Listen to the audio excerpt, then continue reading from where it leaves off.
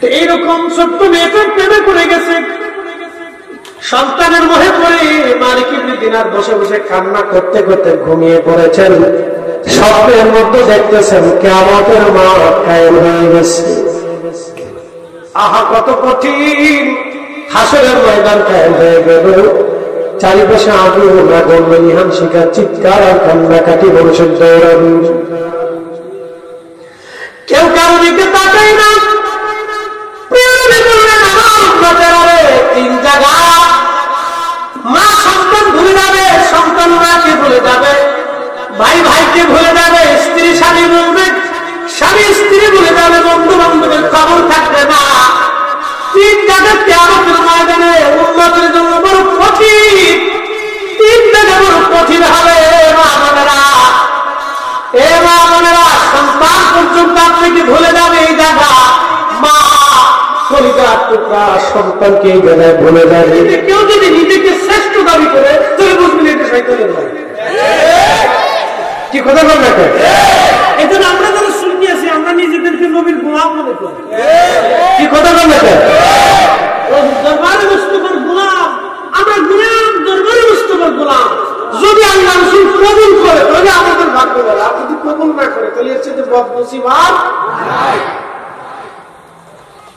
সবসময় নিজেকে ছোট ভাবতে, এই দপ্তর বড় ভাবলেই শেষ, বড় ভাবা যাবে। আল্লামা বদরুদ্দিন সেরহিন্দি একটা কিতাব লিখেছেন হাজারাতুল কুরুজ।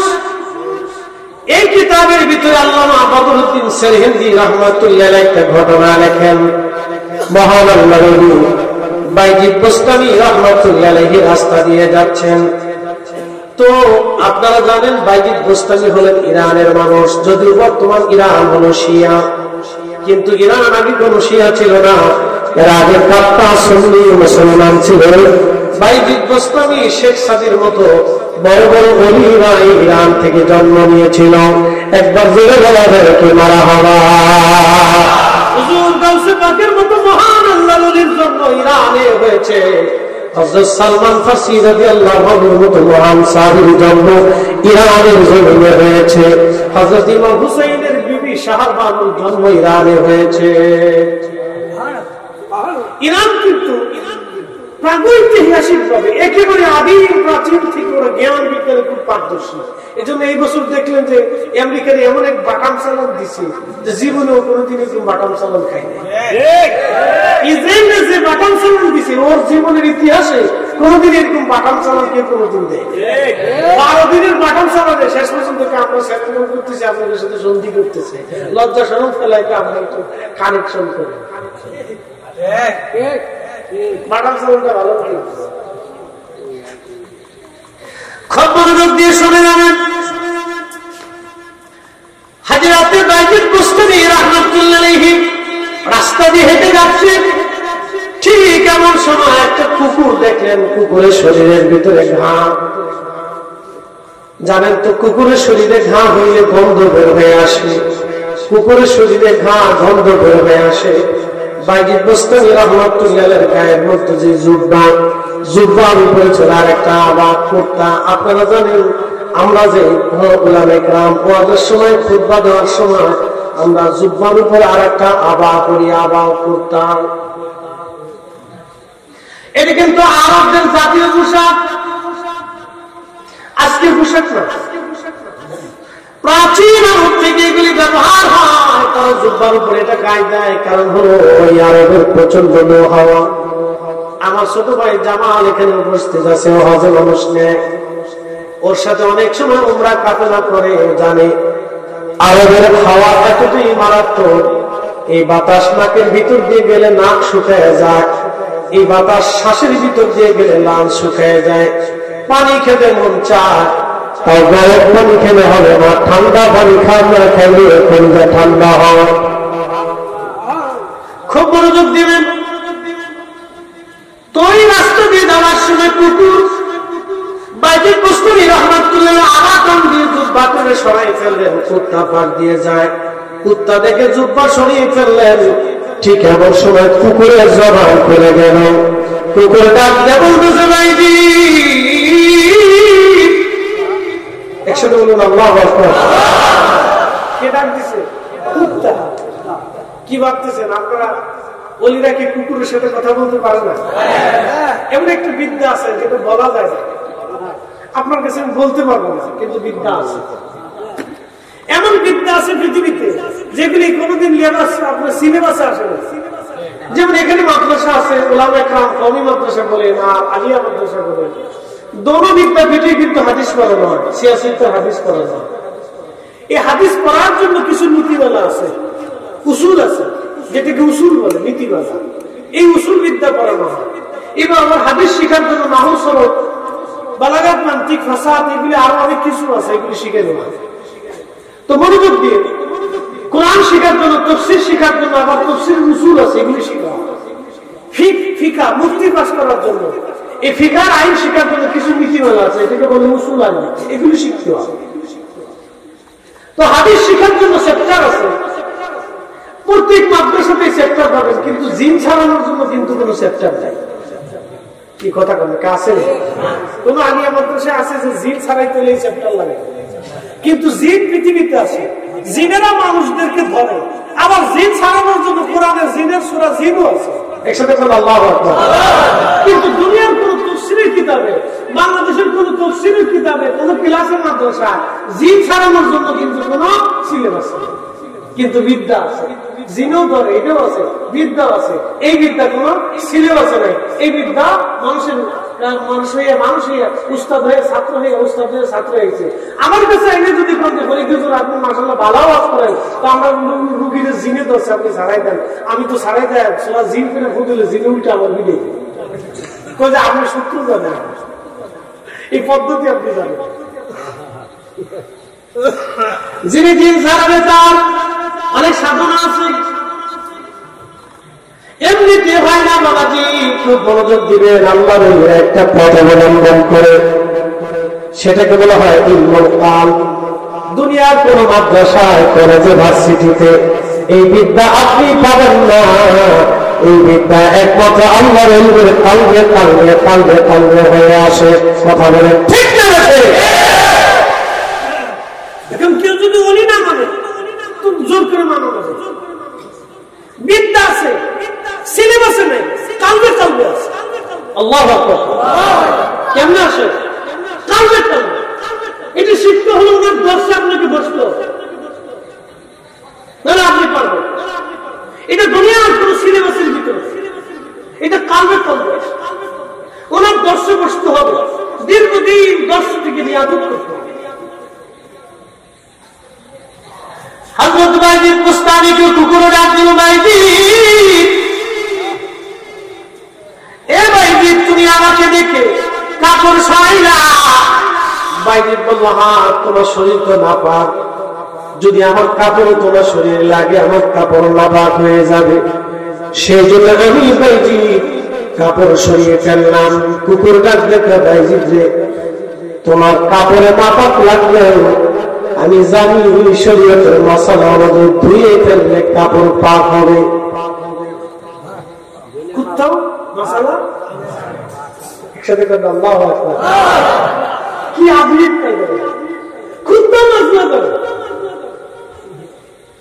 কুত্তা ডাক দেখে, বাইজিদ, আমি জানি পানিতে ধুইলে তোমার চুপা পাক হয়ে যাবে, নাপাকি চলে যাবে। বাইজিদ, আমি এটাও জানি আল্লাহ আমার নাপাক করে সৃষ্টি করেছেন, এটা তো আমার দোষ না। বাইজিদ, তুমি আমার দেখে ঘৃণা করে তোমার কাপড় সরাইলা, কিন্তু বাইজিদ তোমার আমি কুত্তা বলে দিয়ে গেলাম। তোমার কালবের মধ্যে যে অহংকার এবং হিংসার ময়লা তোমার কালবের মধ্যে জমে আছে, বড় বাইজিদ, কোন সাগরের পানি দিয়া তোমার কাল মধ্যে বলতে যায় কাল পরিষ্কার করে না? বলো, বুঝেন নাই মনে হয়? আমার কথা বুঝছেন নি আপনারা? বুঝাইতেছি। একজনের পাশে ধনী হয়ে গেছে, বাড়ির পাশের লোকের অন্তরের ভিতরে জ্বালা ধরছে।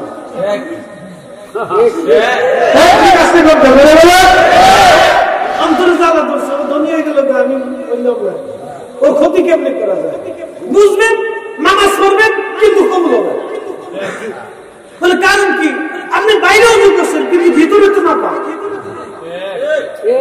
কি আপনি অজু করছেন বাইরে, ধুইছেন বাইরে, কিন্তু ভিতরে তো ধুতে পারেন না। কুত্তাটা বাইরে তুমি পানি দিয়ে তোমার জুব্বা ধুইলে পাক হয়ে যাবে, কিন্তু অন্তরের ভিতরে যে ময়লা ঢুকছে, বলো দুনিয়ার কোন সাগরের পানি দিয়ে ধোতে করে পরিষ্কার করবে বলো? ভাইজির পুস্তমি কুত্তার কথা শুনিয়ে প্রথম মুখে দাঁড়াই যায়, বলো কত কি সত্য।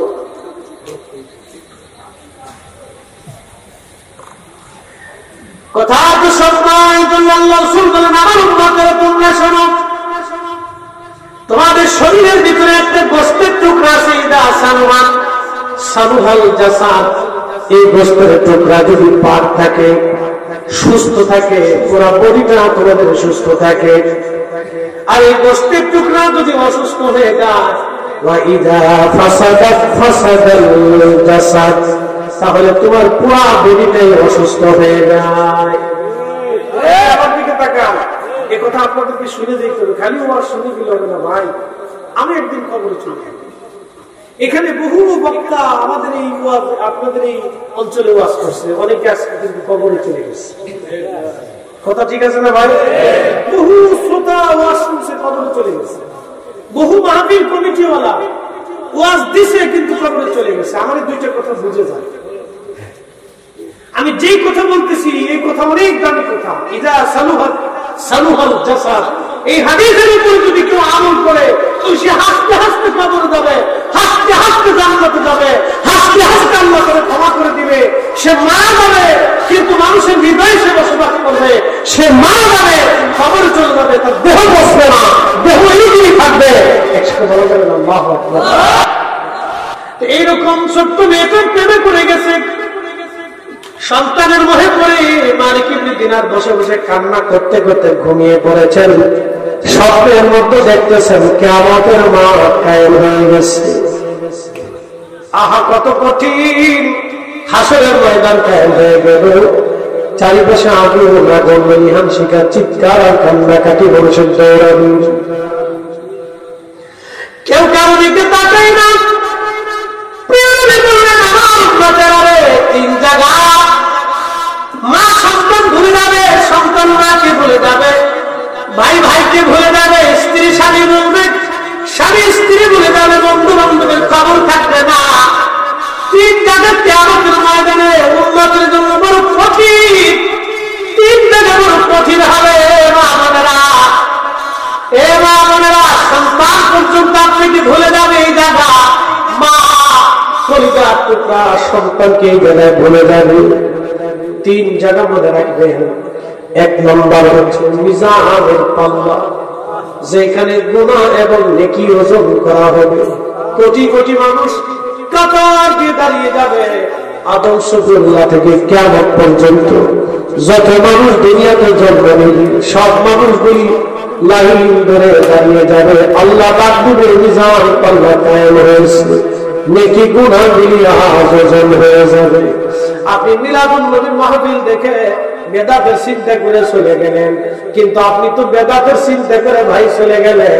আমরা তো কোরআন তেলাওয়াত করলাম, প্রত্যেক হরফে 10টা করে নেকি হইল। আমরা তো দুরূদ শরীফ বললাম, প্রত্যেক দুরুদে আবার 10টা করে নেকি হয়ে গেল, 10টা করে গুনাহ মাফ হয়ে গেল। আমরা জিকির করলাম, প্রত্যেক জিকিরে জিকির আমাদের নেকি হয়ে গেল। আমরা দোয়া করলাম, দোয়ার ভিতরে আল্লাহর দরবারে কান্নাকাটি করলাম, কান্না করার কারণে আমার জীবনের গুনাহ মাফ হয়ে গেল। আপনি তো বেদাতের চিন্তা করে বাড়িতে ঘুমাই গেলেন, কিছুই পাইলেন না। কথা বল না, আপনি তো কিছুই পাইলেন না, আমি তো কিছু পেয়েছি। নেকি আর গুনাহগুলি ওজন হয়ে যাবে সেই দিন। কি কঠিন প্রিয়জনে বলতেছে সাহাবীরা রে, মা সন্তান ভুলে যাবে, সন্তান মাকে ভুলে যাবে। মিজানের পাল্লা সবাই এতটাই পেরেশান হয়ে যাবে, কেউ কারো কথা মনে রাখবে না। ধরেন সুপ্রিম কোর্টে রায় হবে, শেষ বেঞ্চ কোন কোর্ট? Supreme court. মামলায় যদি ম্যাজিস্ট্রেট কোর্টে হেরে যান, জজ কোর্টে আপিল করার সুযোগ আছে। জজ কোর্টে যদি আপনি হেরে যান, হাইকোর্টে আপিল করার সুযোগ আছে। হাইকোর্টে যদি আপনি মামলায় হেরে যান, সুপ্রিম কোর্টে আপিলের সুযোগ আছে। যদি সুপ্রিম কোর্টের প্রথম বেঞ্চে আপনি মামলায় হারেন, দ্বিতীয় বেঞ্চে আপনি আবার সুযোগ পাবেন। যদি হারেন, তৃতীয় বেঞ্চে সুযোগ হয়ে যাবে। কিন্তু মামলা যখন প্রধান বিচারপতির হাতে চলে যাবে, তখন বিচারপতির রায় হলেও চূড়ান্ত রায় হবে। এই চূড়ান্ত রায়ের দিনে যত আসামি সন্তানের কথা মনে রাখে না, বাবা মার কথা মনে রাখে না, দুনিয়ার কথা মনে রাখে না, এই চূড়ান্ত রায়ের দিনে আসামি খুব চিন্তিত থাকে, আহা আমার জীবনের কি রায় হবে আজ জানি না। যা রায় হবে আজকে তাই হয়ে যাবে। ফাঁসির রায় হলে ফাঁসি হয়ে যাবে, যাবজ্জীবন রায় হলে সারা জীবনের জেল থেকে আর বের হওয়ার সুযোগ নাই। আসামি দুনিয়ার সম্পত্তি একদিকে রেখেও যদি ওই রায় থেকে বাঁচার চেষ্টা করতে পারত, তাও সে চেষ্টা করত। কিন্তু সুপ্রিম কোর্টের রায়ে আসামি দাঁড়ায় রয়েছে। কিয়ামতের ময়দানে মিজানের পাল্লা কায়েম হবে, নাকি গুনাহ দিশে ওজন হয়ে যাবে। সব ফেল ফেল করে মিজানের পাল্লার দিকে তাকায় থাকবে। আল্লাহ নবী ডাকলেন, উম্মত উম্মতকে চিন্তা করো না, আমি নবী সেই দিন মিজানের পাল্লার পাশে আমার উম্মতের চিন্তায় দাঁড়ায় থাকবে।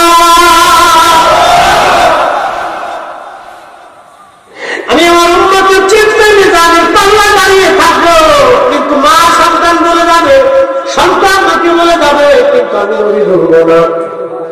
একসাথে বললেন না মারহাবা, না না হয় মারহাবা। আমার রাসূল বললেন আমি বলবো না। সবসে আলা মানবী, সবসে আলা মানবী,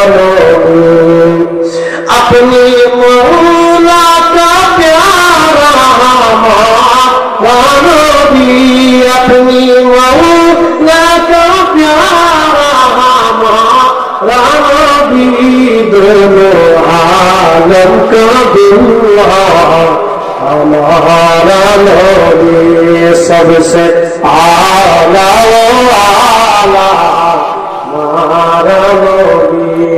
अल्लाहुम्मा सल्ली अला, ज़बान खुले,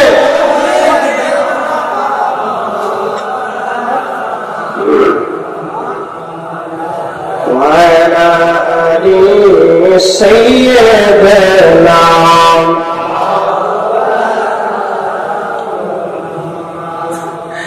একাদুরাইলবাসী, বিজয়নগরবাসী, বৃষ্টি উপেক্ষা করে আপনারা এখানে বসে আছেন। জানি ব্রাহ্মণবাড়িয়া, মানুষ খালি কয় ব্রাহ্মণবাড়িয়া খালি মারামারি হয়, এটা একটা ডাহামি ছিল। কি আমি ব্রাহ্মণবাড়ির, আমি কই যে ব্রাহ্মণবাড়িয়াতে যত মাহফিল হয় এক বিভাগও তত মাহফিল। মানুষ যদি ভালো না হইতো তো মাহফিল করে খালি মারামারি বিক্রি, কে হারা বলে মারামারি। হবিগঞ্জ আলাদা কয়েকদিন আগে চুমাচুরি করছে। আমরা ফরিদপুরে মাহফিল করলে ডাল সবজি দিয়ে 3 তারিখ নিয়ে নামাইছে, এরা মনে চুমাচুরি করছে। আমার ফরিদপুর শহরে কয়েকদিন আগে এই সিঙ্গারা নিয়ে ফটাফটি করে সারা শহরে মারামারি করছে। সিঙ্গারা ফার্স্ট ইয়ার সিঙ্গারা নিয়ে ফিরেছে সারা শহরে, যে যারা পারে হে হারে দিতে লাস্টে যে কি করে ফিরে কেউ করতে পারে। মারামারি সিস্টেমটা আপনাকে বুঝে দেখেন, মারামারি সিস্টেমটা আপনাকে বুঝে কেমনে মারামারি করলাম। শয়তানে মিটিং করছে, মিটিং করছে তো আজাদিলে জিজ্ঞেস করতেছে, এ শয়তানের দল তোর আজকে কে কি করছিস আমার রিপোর্ট দে। মিস্টার আজাদ, আজাদিলের সিংহাসন কোন জায়গায় জানেন? আটলান্টিক মহাসাগরের গভীরে, যেখানে কোন মানুষ যেতে পারবে না, ওইখানে ওর সিংহাসন। পৃথিবীর সব শয়তান ওই জায়গায় যাইয়া ওর সাথে মিটিং বসে, যে আর কি আছে সব কথা রিপোর্ট সন্ধ্যাবেলা জমা দেয়, আর সারা রাত যেটা কাম করছে সকালবেলা জমা দেয়, যে কি কি করছো রিপোর্ট জমা দেয়। তো শয়তান রিপোর্ট দিতেছে কি কেন কি করছো কম। এক শয়তান একটা উস্তাদ, আমি আজকে একটা কাজ করছি, বলে কি কাজ করছে? সারাদিন খুঁজে খেতে কাজ করে না, শয়তানি করে কোনো সিস্টেম ফিস্টেম পাইতেছি না। তো বাজারে ভাবতে যাওয়ার সময় দিয়ে এক বেটা বই মিটেই গেছে। তো চিন্তা করলাম সুযোগ একটা পাইছি। তা আমি করছি কি, মিটের ভিতরে আঙ্গুল ঢুকে দিচ্ছি। আঙ্গুল ঢুকে কত মিটাই আঙ্গুলের ভিতরে মাখাইয়া এরপরে গ্রামের দিকে আড়া ধরছি। কিছু দূর যাই দেখি গ্রামের রাস্তার পাশে একবার বাড়ির সাথে বারান্দা, বারান্দার লোকে আয়না ঝুলে যাচ্ছে। গ্রামের বাড়িতে কিছু কিছু বাড়িতে এরকম আছে না, আয়না ঝুলে যাচ্ছে। তা আমি আস্তে করে আয়নার ভিতরে মিটেই লাগে, দূরে দাঁড়ায় দেখি কি হয়। তো মিঠের ভিতরে আয়নার ভিতরে মিঠেই লাগানোর পরে এই মিঠেই খাওয়ার জন্য পিঁপড়ে আইছে। পিঁপড়ে ধরার জন্য টিকটিকি আইছে, টিকটিকির ধরার জন্য পাশের বাড়িতে বিড়াল আছে। আমার সুযোগ একটা পাওয়া গেছে। বিড়ালে ধাবাস করে লাভ দিয়ে টিকটিকিতে ধাবা দিচ্ছে, টিকটিকিও করছে, আয়না করছে। আয়না গেছে বাইরে, আয়নার যে মালিক হাতে লাঠি নিয়ে বিড়ালকে ফিটে দিচ্ছে। বিড়ালের মালিক লাঠি নিয়ে আয়না ফিটে দিচ্ছে। তুই আমার বিড়াল ফিটে দিচ্ছে, দুইজনের ফিটে ফিটিতে দুই পরিবারের ফিটা ফিটি লাগছে, দুই পরিবারের ফিটা ফিটি লাগে, দুই দলের মধ্যে ফিটে ফিটি লাগছে। এরপরে যে কেউ লেগে কেউ কারে ফিটে, কেউ কেউ কারে, কিন্তু ফিটাচ্ছে। এই হলো বাংলাদেশ। এরকমই লাগে। ছাগল লইয়া, ছাগল লইয়া, একটা কথা লইয়া, খেতা লইয়া, ডিম লইয়া, আন্ডা লইয়া, তোর মুরগা আমার ঘরে ঢুকলো, তোর মিলে আমার মাছ খাইল, এতে নিয়ে মারো। কিন্তু 50 লাখ টাকা নিয়ে মারানো লাগে। দেখবেন 50 লাখ টাকা 10 লাখ টাকা বিরুদ্ধে মারানো লাগে। মারানো লাগে আন্ডা সান্ডা বিরাট মারানো। প্রিয় উপস্থিতি হাজির, খুব মনোযোগ দিয়ে শুনবেন। কিয়ামতের ময়দানে আল্লাহর নবী বলেন, আমি মিজানের পাল্লার পাশে আমি দাঁড়িয়ে থাকবো। 2 নম্বর, ডান হাতে বাম হাতে আমলনামা দিবে। ওই সময় আমি নবী দাঁড়িয়ে থাকবো, আর ওই সময় আমার উম্মতরা পেরেশানি যুক্ত হয়ে যাবে। সন্তান মাকে বলে যাবে, মা সন্তান বলে যাবে, কেউ কারো কথা মনে রাখবে না। 3 নম্বর, মিজান ফুলসিরাতের ঘাট যখন পারি হবে, তখন কেউ কারো কথা মনে রাখবে না। চুলের চাইতে যে কোনো ভাবে হীরার চাইতে ধার হবে। 30,000 বছরের একটা রাস্তা হবে। যারা নিক্ষার হবে তারা বিদ্যুৎ গতিতে ওই রাস্তা পার হয়ে যাবে। কেউ দৌড়ায় দৌড়ায় যাবে, কেউ হেঁটে হেঁটে যাবে। একবারে সবার শেষে যে ফুলসিরাত পার হবে, সে হামাগুড়ি দিয়ে কোন রকম কষ্ট নষ্ট করে পার হবে। 30,000 বছর ধরে সে পার হবে। 1-2 দিন লাগবে না, 30,000 বছর লাগবে তৈরি হয়ে কবরে দেওয়া বুদ্ধিমানের কাজ। এ নারী সমাজ ভালো করে শুনে যান। হাজরাতে মালিক ইবনে দিনার বলতেছেন, হাসরের মাঠ কায়েম হয়ে গেল, আমি পাগলের মতো দৌড়াইতেছি। এমন সময় দেখলাম একটা মস্ত বড় সাপ আমাকে দাবড়াইতেছে। সাপের দাবড় পাই না, আমি খুব দ্রুত গতিতে দৌড়াইতেছিলাম, কিন্তু সাপ আমার পিছু ছাড়ে না। এত বড় সাপ একবার যদি আমাকে ধরতে পারত তাহলে আমার আগে পাইছিল। আমি দৌড়াইতেছি, দৌড়াইতে দৌড়াইতে আমি এক বৃদ্ধর কাছে গেলাম। বৃদ্ধ যা দেখলাম সুন্দর কাপড় চোপড় পরে আছে। বললাম, হে বৃদ্ধ, তুমি আমাকে সাহায্য করো, এত বড় সাপ আমাকে দাওয়া করে দিয়েছে। বৃদ্ধ বলল, মালিক রে, আজকে আমার তোমাকে সাহায্য করার শক্তি নেই। দেখো তো আমি এমনি দুর্বল, এত বড় সাপের সাথে লড়াই করতে পারবো না আমি। মালিক ইবনে দিনার ডাকতে বলতেছে, এরপরে আমি আর একটু দৌড়ে গেলাম, যেদিকে একবারে জাহান্নামের ভিতরে আগুনের লেলিহান শিখা জ্বলতেছিল। আমি এখান থেকে ফিরে আবার দৌড়াইতেছি। দেখলাম জান্নাতের একটা সুন্দর মনোরম প্রাসাদ দেখা যায়। এই প্রাসাদের দিকে দৌড়াইতেছিলাম। এমন সময় ফেরেশতা ডাকতে বলল, হে প্রাসাদের অধিবাসীরা, তোমরা প্রাসাদ থেকে বের হয়ে আসো। হে বাচ্চারা, তাড়াতাড়ি বের হয়ে আসো। আমাদের প্রাসাদের দিকে একটা লোক দৌড়ে আসতেছে মনে হয়, তারপর আমানত এই প্রাসাদের মধ্যে আছে। মালিক ইবনে দিনার বলতেছেন, আমি দ্রুত গতিতে প্রাসাদের দিকে দৌড়ায় দৌড়ায় গেলাম। যাওয়ার পরে দেখি সাপ আমার পিছু পিছু দৌড়াইতে লাগলো, আমাকে ধাওয়া করতেছে। আমি প্রাসাদের মধ্যে দৌড়াইতে লাগলাম, ফেরেশতারা দরজা খুলে দিল। আমি ভিতরে ঢুকে দেখি হাজার হাজার বাচ্চারা আমার দিকে দৌড়ে আসে। আমি আশ্চর্য হয়ে দেখলাম আমার সত্য পরিবার টুকরা মেয়েটা এই জান্নাতের ভিতর থেকে দৌড়াইয়া আমার দিকে দৌড়ায় দৌড়ায় এসে আমাকে জড়িয়ে ধরল। একবার জোরে বলা ধরে মারহাবা। মেয়েটা আমাকে জড়িয়ে ধরছে, আমি মালিক বসিয়া গেলাম। আমার মেয়েটা আমার কোলের মধ্যে বসে গেল। সাপ আমার কাছে যাইতে যাওয়ার পরে আমার মেয়েটা সাপটাকে ধরতে গেছে, সাপ পাল্লে চলে গেল। মেয়েটা কোলের মধ্যে বসে আমার দাড়ি ধরে ধরে আমাকে আদর করতেছিল, আমি মেয়েটাকে আদর করতেছিলাম।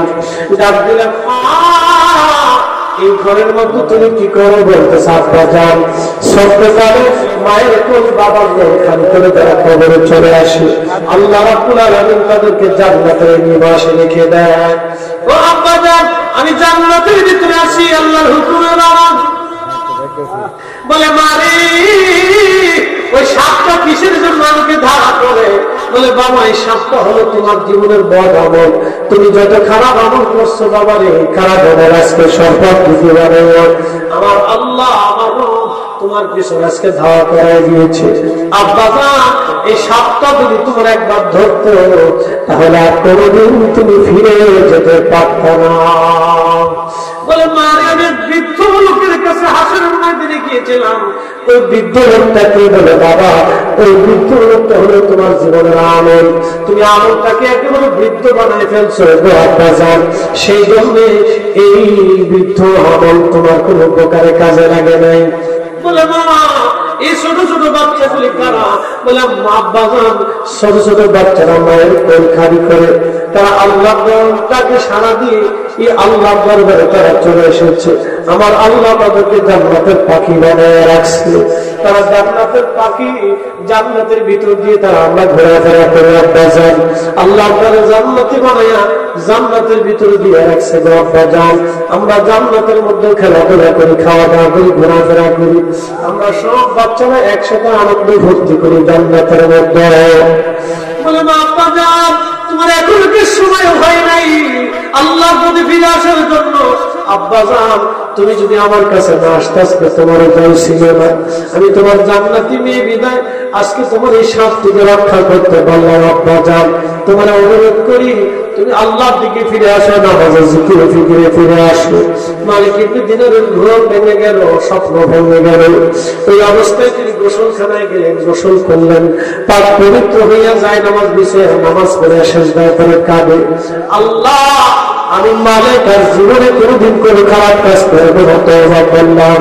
আর আমার জীবনের সমস্ত অর্থ সম্পদ টাকা পয়সা যা আছে, জমি জমা ধন রত্ন যা সব আল্লাহ রাস্তায় দান করে দিলাম। মালিকের দিলাম দুনিয়ার সব কিছু আল্লাহ রাহে দান করে দিয়ে একেবারে নিঃসম্বল হয়ে আল্লাহ পাওয়ার জন্য বের হয়ে গেলেন। এইভাবে বছরের পর বছর ইবাদত করে করে করে করে আল্লাহওয়ালা হয়ে গেলেন। মক্কাতুল মুকাররমায় বদ্ধভূমিতে মালিকের দিন রাহমাতুল্লাহ আলাইহি বদ্ধভূমিতে যাইয়া ওই মুহাম্মদ ইবনে হারুন সমরকন্দির পাশে যায় দাঁড়ায় বসে গেলেন। সমরকন্দি বলতেছে, আপনি তো জাহিদ। তখন সমরকন্দির ডাক দেখায়, না আমি তো জাহিদ না, দুনিয়ার সবচেয়ে বড় জাহিদ ছিলেন হযরত ওমর ইবনে আব্দুল আজিজ, যিনি দুনিয়াতে বাদশাহী পাওয়ার পরেও 100 জমিন দুনিয়াতে রেখে যান নাই, একটা দিনারও উনি দুনিয়াতে রেখে যান নাই। অথচ উনি মুসলিম মিল্লাতের খলিফা ছিলেন। উনি হলো সবচেয়ে বড় জাহিদ, বড় মুজাহাদা করেছেন। বলো তাহলে ভাইজান হুজুর আপনি কি জন্য আপনি আমার কাছে এসেছেন? ডাকতে বলেন, তোমার নাম কি? মুহাম্মদ ইবনে হারুন সমরকন্দি। বলে, হ্যাঁ আমার নাম মুহাম্মদ ইবনে হারুন সমরকন্দি। বলতেছে, তাহলে শোনো আল্লাহর বান্দা, তোমার কি এমন জীবনে কি অপরাধ আছে বলো।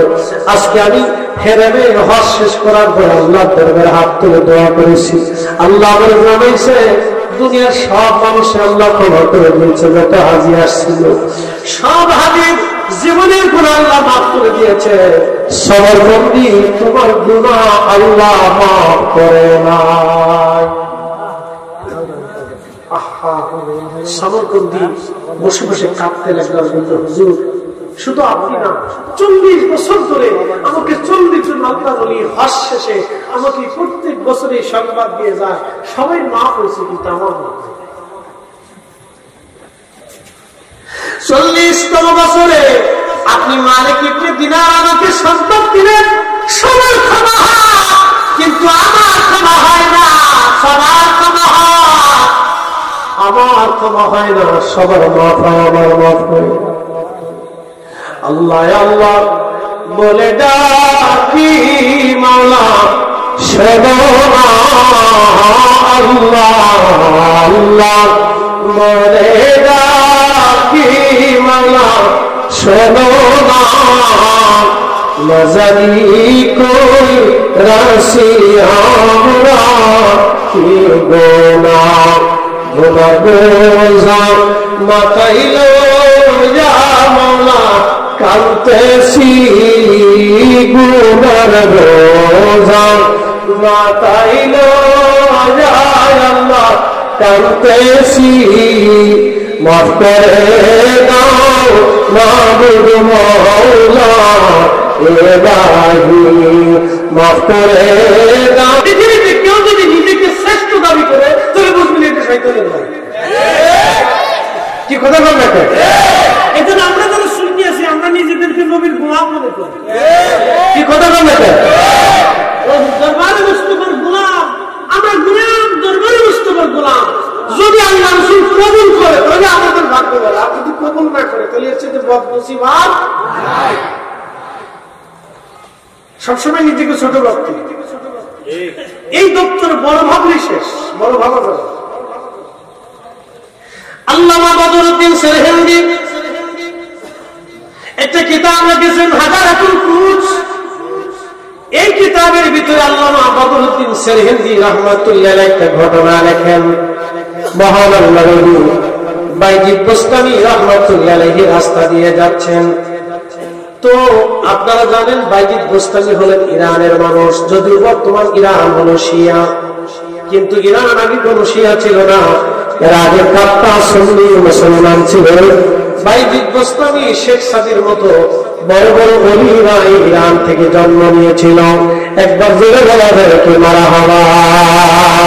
হুজুর গাউসে পাকের মতো মহান আল্লাহর ওলির জন্ম ইরানে হয়েছে।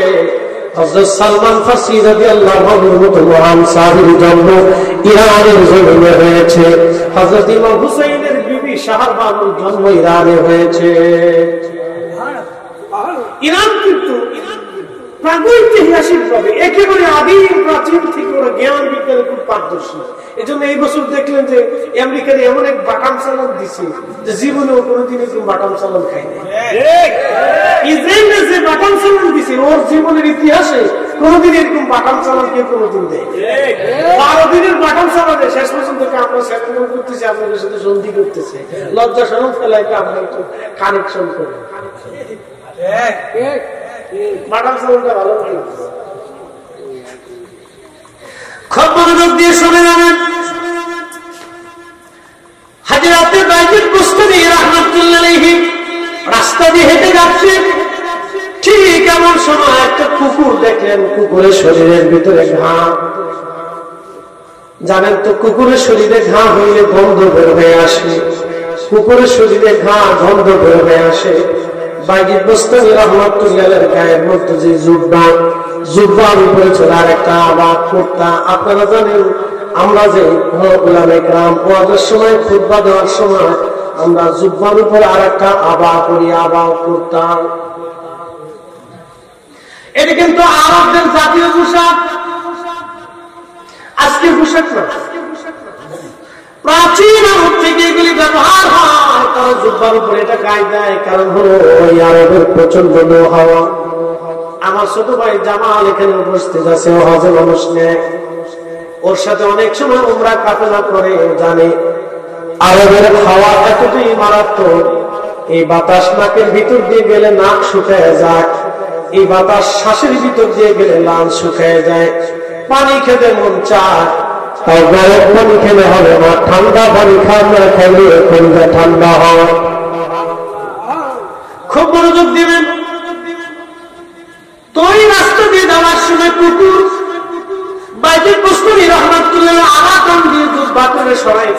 কুত্তা পাশ দিয়ে যায়, কুত্তা দেখে জুব্বা সরিয়ে ফেললেন। ঠিক এমন সময় কুকুরের জবান করে গেল। কুকুর ডাক দিয়ে বলতেছে ভাইজি, একসাথে বলুন আল্লাহু আকবার। কে ডাক দিছে? কুত্তা। কি ভাবতেছেন আপনারা? ওলিরা কি কুকুরের সাথে কথা বলতে পারে না? এমন একটা বিদ্যা আছে যেটা বলা যায় না, আপনার কাছে আমি বলতে পারবো না, কিন্তু বিদ্যা আছে। এমন বিদ্যা আছে পৃথিবীতে যেগুলি কোনোদিন আপনার সিলেবাসে আসে না। যেমন এখানে মাদ্রাসা আছে, ওলামা একরাম কওমি মাদ্রাসা বলেন আর আলিয়া মাদ্রাসা বলেন, দোনো বিদ্যা ভিতরে কিন্তু হাদিস পড়ানো হয়, সিয়াসিতে হাদিস পড়ানো হয়। এই হাদিস পড়ার জন্য কিছু নীতিমালা আছে, উসুল আছে, যেটাকে উসুল বলে, নীতিমালা। এই উসুল বিদ্যা পড়ানো হয়। এবার আমার হাদিস শেখার জন্য নাহু সরদ, বালাগাত, মান্তিক, ফাসাদ, এগুলি আরো অনেক কিছু আছে, এগুলি শিখে নেওয়া। তো মনোযোগ দিয়ে কোরআন শেখার জন্য, তাফসীর শেখার জন্য আবার তাফসীরের উসুল আছে, এগুলি শেখা হয়। ফিকহ মুফতি পাস করার জন্য, এই ফিকহার আইন শেখার জন্য কিছু নীতিমালা আছে, এটাকে বলে উসুল আইন, এগুলি শিখতে হয়। তো হাদিস শেখার জন্য চ্যাপ্টার আছে, প্রত্যেক মাদ্রাসাতে চ্যাপ্টার পাবেন, কিন্তু জিন ছাড়ানোর জন্য কিন্তু কোনো চ্যাপ্টার নাই। কি কথা বলেন? আছে কোন আলিয়া মাদ্রাসা আছে যে জিন ছাড়াই তো এই চ্যাপ্টার লাগে? কিন্তু জিন পৃথিবীতে আছে, জিনেরা মানুষদেরকে ধরে। আবার জিন ছাড়ানোর জন্য কোরআনে জিনের সূরা জিনও আছে, একসাথে বলেন আল্লাহু আকবার। কিন্তু দুনিয়ার কোন তাফসীরের কিতাবে, বাংলাদেশের কোন তাফসীরের কিতাবে, কোন ক্লাসের মাদ্রাসা জিন ছাড়ানোর জন্য কিন্তু কোন সিলেবাস নেই। কিন্তু বিদ্যা আছে, জিনও ধরে, এটাও আছে, বিদ্যা আছে। এই বিদ্যা কোন সিলেবাসে নাই। এই বিদ্যা মানুষের মানুষ হয়ে উস্তাদ হয়ে ছাত্র হয়ে উস্তাদ হয়ে ছাত্র হয়েছে। আমার কাছে এনে যদি বলতে বলি হুজুর আপনি মাশাআল্লাহ ভালো আওয়াজ করেন, তো আমরা রুগীর জিনে ধরছে, আপনি ছাড়াই দেন।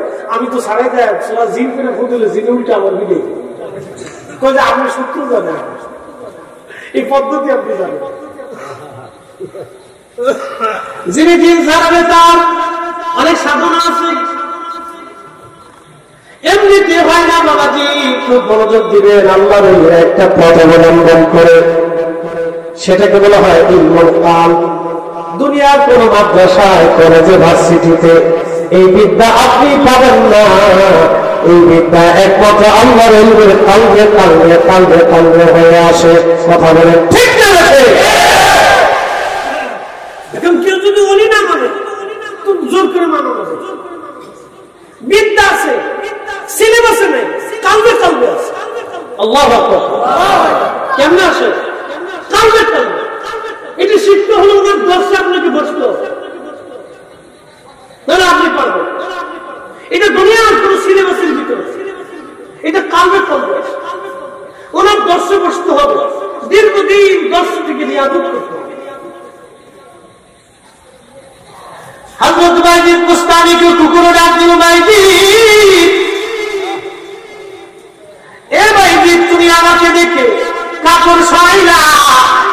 বাইজিদ বলল, হ্যাঁ তোমার শরীর তো নাপাক, যদি আমার কাপড় তোমার শরীরে লাগে আমার কাপড় নাপাক হয়ে যাবে, সেই জন্য আমি বাইজিদ কাপড় সরিয়ে ফেললাম। কুকুর ডাক দেখে, বাইজিদ রে তোমার কাপড়ে নাপাক লাগলেও আমি জানি শরীয়তের মশলা আমাদের ধুয়ে ফেললে কাপড় পাক হবে। কুত্তাও মশলা একসাথে করে আল্লাহু আকবার। কি আধুনিক কুত্তা মশলা করে, কুত্তা ডাক দেখে, বাইজিদ আমি জানি পানিতে ধুইলে তোমার জুব্বা পাক হয়ে যাবে, নাপাকি চলে যাবে। বাইজিদ আমি এটাও জানি আল্লাহ আমারে নাপাক করে সৃষ্টি করেছেন, এটা তো আমার দোষ না। বাইজিদ তুমি আমার দেখে ঘৃণা করে তোমার কাপড় সরাইলা, কিন্তু বাইজিদ তোমার আমি কুত্তা বলে দিয়ে গেলাম। তোমার কালবের মধ্যে যে অহংকার এবং হিংসা ময়লা তোমার কালবের মধ্যে জমে আছে, বলে বাইজিদ কোন সাগরের পানি দিয়ে তোমার কাল ধৌত করে কাল পরিষ্কার করে না? বলো, বুঝেন নাই মনে হয়? আমার কথা বুঝছেন আপনারা? বুঝাইতেছি। একজনের পাশে ধনী হয়ে গেছে, বাড়ির পাশের লোকের অন্তরের ভিতরে জ্বালা ধরছে।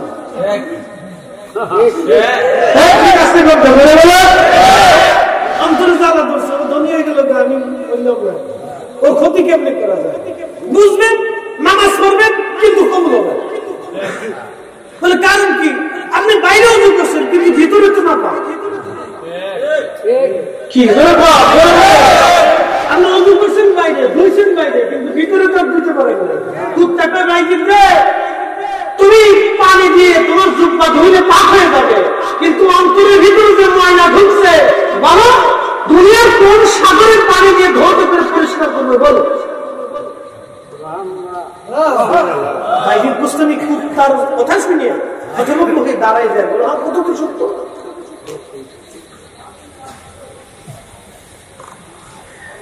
কথা তো সত্য। আল্লাহ রাসূল বলেন, আমার উম্মতেরা তোমরা শোনো, তোমাদের শরীরের ভিতরে একটা গোশতের টুকরা আছে, ইদা সানুমান সানুহাল জাসাদ।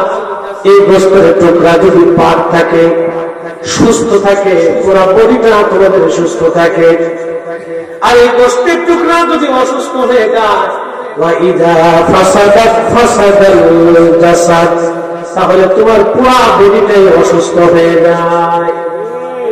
আমার দিকে তাকান, এই কথা আপনাদেরকে শুনে যেতে হবে, খালি ওয়াজ শুনে দিলে হবে না ভাই। আমি একদিন কবরে চলে যাব। এখানে বহু বক্তা আমাদের এই ওয়াজ, আপনাদের এই অঞ্চলে ওয়াজ করছে, অনেকে আজকে কিন্তু কবরে চলে গেছে। কথা ঠিক আছে না ভাই? বহু শ্রোতা ওয়াজ শুনছে, কবরে চলে গেছে।